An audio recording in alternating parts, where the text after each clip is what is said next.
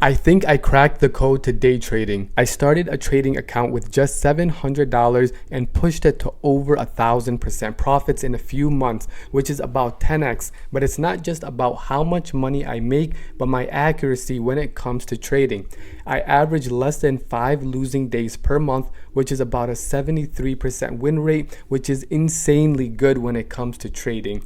And I'm not here just to talk about myself or toot my own horn, but I want to share with you guys how I am able to consistently profit from the markets when 90% of traders are losing. So open up TradingView and let me give you guys the 2 strategies I use every single day. Before we start, we need to understand something about the stock market. There are things in the market that are the result of things and things in the market that cause things. Let me tell you what I mean. For example, we see a crossover in 2 moving averages.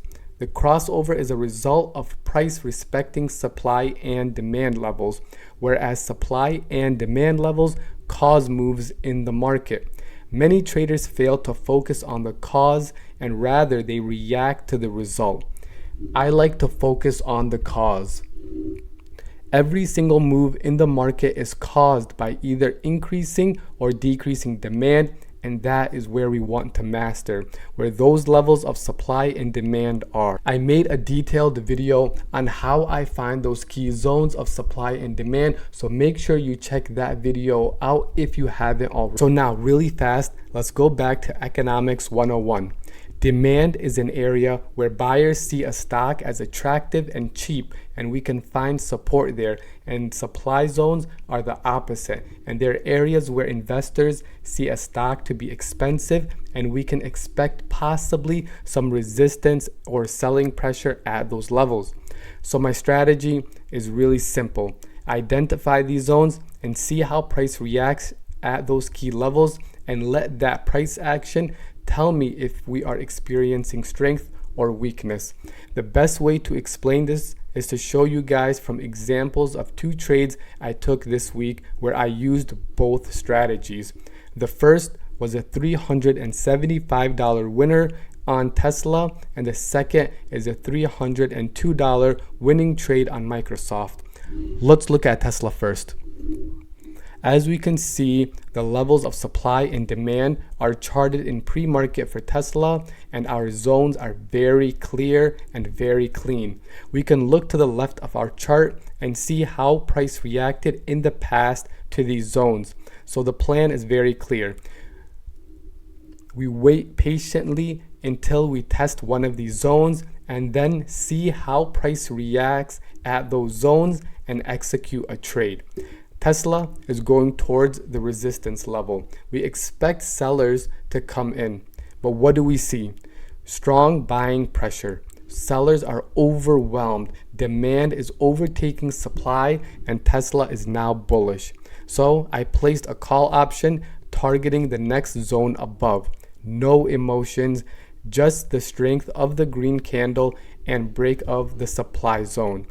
Now managing the trade is also very easy. We place our stop loss at the zone where the trade invalidates our plan.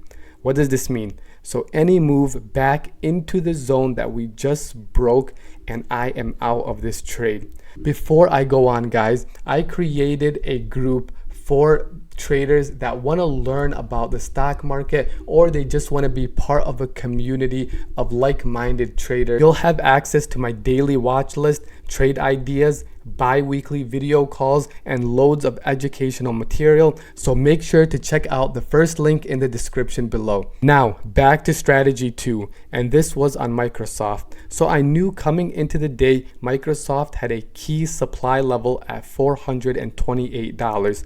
So once again, I patiently wait till we reach this zone, and then I let price action dictate my next move. Now this time we come to this zone in a weaker fashion. The candles this time are not as powerful as the green candles that were breaking the zone for Tesla, but rather we see a slowing down of price action. The wicks above tell me sellers are still here. So I short, and the game plan is the same. Target the zone below, and the stop loss is any type of entry into the zone above, which will invalidate my trade. Simple, calculated, and another $300 secured. All right, guys, that is all for my 2 strategies. I hope this can make your trading a little bit easier. And now, here are my 3 tips that can guarantee your trading becomes better. Number 1 is a psychological tip, which is if you are afraid of green and red candles, just change the color of your candles. That will help your psychology, guaranteed.